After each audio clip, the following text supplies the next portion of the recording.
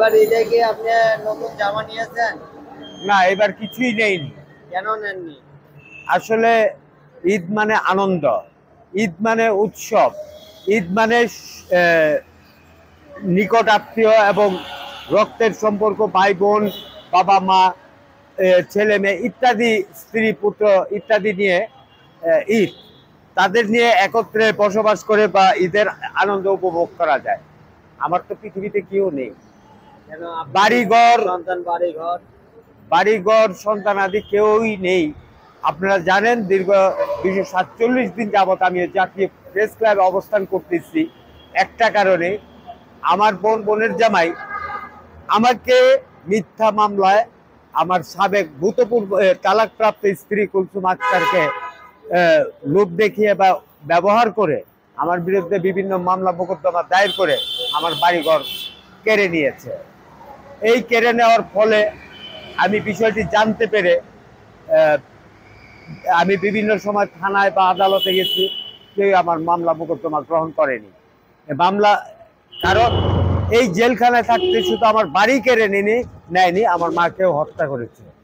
আমি নিরুপায় হয়ে জাতীয় প্রেস ক্লাবে বিভিন্ন মন্ত্রণালয়ে অভিযোগ দিয়ে, এমনকি বাংলাদেশের প্রধান উপদেষ্টা মাননীয় প্রফেসর ডক্টর মোহাম্মদ ইউনূস স্যারের নিকট আমি স্মারকলিপি প্রদান করে আমি জাতীয় প্রেস ক্লাবে অবস্থান করি, কিন্তু আমার এই পর্যন্ত কোনো লাভবান হইনি।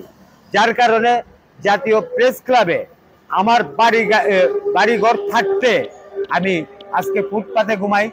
আমার ছেলে সন্তান, স্ত্রী পুত্র, আত্মীয় ছাড়া হয়ে আমি জাতীয় প্রেস ক্লাবে রাস্তাঘাটে ঘুমাই, এবং যার কারণে আমার পকেটে নাই টাকা, নাই খাবার, এইভাবে আমি দিনাতিপাত করতেছি।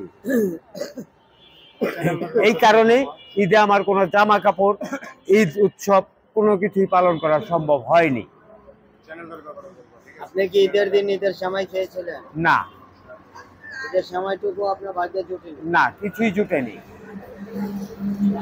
আপনি কি কিনেও খেতে পারেননি? অনেক জায়গায় তো ঈদের সময় বিক্রি হয়। অনেক জায়গায় আমি কোথায় বিক্রি হয়, কোথায় কি হয় এটা আমি জানি না, তবে টাকা নাই পকেটে, আমি কোত্থেকে কিনে খাবো? কে কিনে দিবে আমাকে? আমাকে দেখার মতো কেউ নেই।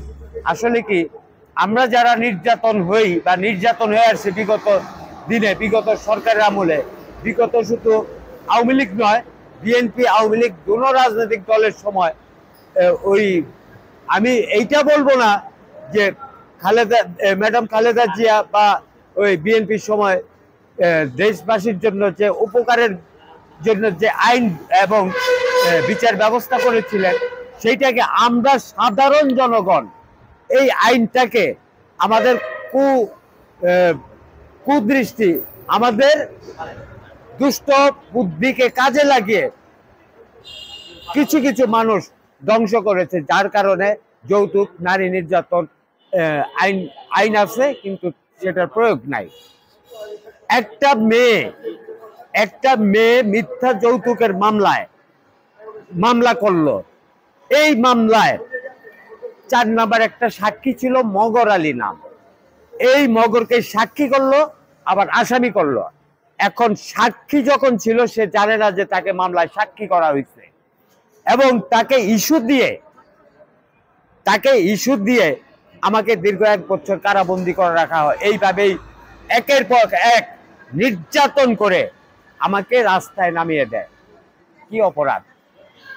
আমি এত নির্যাতন হয়েছেন, আপনি কি কখনো আইনের আশ্রয় নিয়েছেন? আমি গিয়েছি, বিগত দিনে থানায় আদালতে গিয়েছি। আমার কাছে যথেষ্ট কাগজপত্র, ডকুমেন্টস আছে। শুধু তাই নয়, যখন আদালত বা থানায় যে আমি বিচার ব্যবস্থা না পেয়ে ব্যর্থ হয়ে আমি মাননীয় স্বরাষ্ট্র উপদেষ্টা, মাননীয় আইন ও বিচার উপদেষ্টা, ডিআইজি ঢাকা রেঞ্জ এবং দুদক, সর্বোপরি আমি প্রধান উপদেষ্টা কার্যালয়ে আমি স্মারকলিপি প্রদান করি, যার কপি আমার কাছে বর্তমানে আছে, কিন্তু কোনো বিচার পাইনি। কারণ আমাদের পকেটে তো টাকা নেই। আমরা মরে গেলেই কার কি?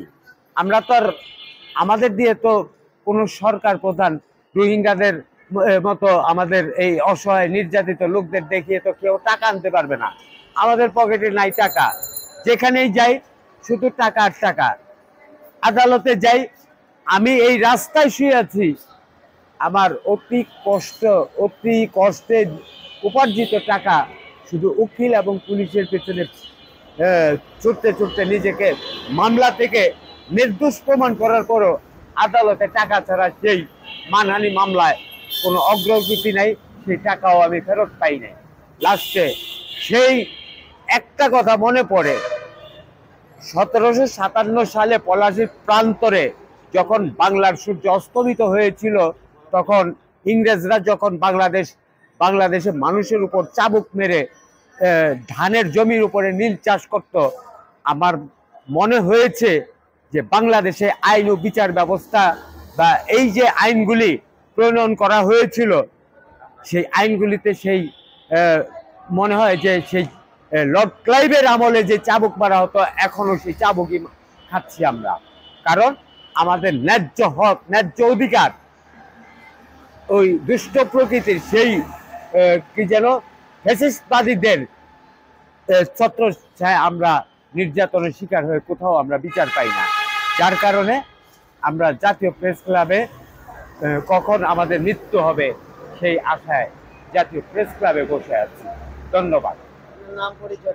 আমার নাম মোহাম্মদ সালাউদ্দিন তালুকদার, আমার পিতা মৃত বারেক তালুকদার, আমার বাড়ি A30/2, জালেশ্বর, সাভার, ঢাকা। সাভার রেড